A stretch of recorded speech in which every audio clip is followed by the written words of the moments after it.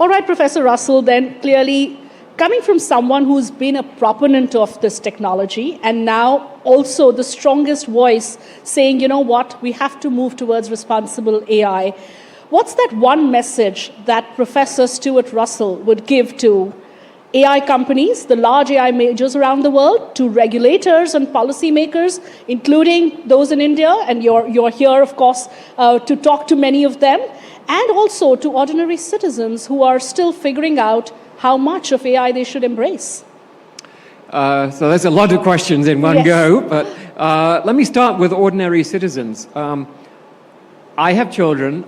I do not want AI systems convincing my children to commit suicide.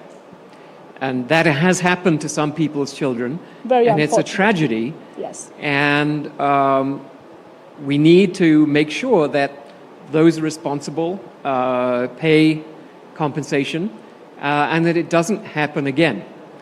The argument that I'm seeing right now is, well, okay, yes, it did convince someone to commit suicide, but it helped, 100 other people, and so surely that's fine, right?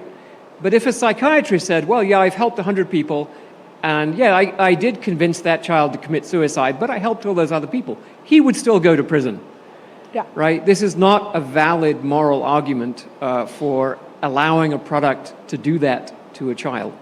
For the companies, I would say, actually listen to your own conscience.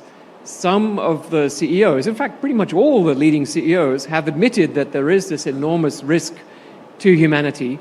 Privately, they will say, I wish I could stop. They say that privately. Well, the one person who said it publicly is Dario Amodei, the CEO of Anthropic. Right. But I've heard similar things in private from the other CEOs, to the point where one of them said, the scenarios are so grim that the best case would be a Chernobyl-Scale disaster. Wow. Because that would get governments to regulate. So now, to governments, I would say, protect the people of your country.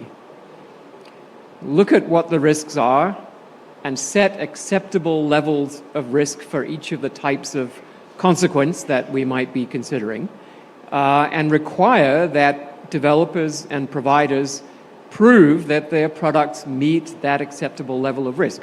And do not accept, this is another regulatory fallacy, oh, we don't know how to comply with that type of requirement, so you can't impose it. That's a fallacy. Of course we can impose it. We are morally obliged to impose requirements of safety that protect our people from harm. And if a provider can't comply with that, then they need to go back and do some more science so that they can, so that they learn enough about what they're doing, so that they're actually competent, and they can make a product that's safe.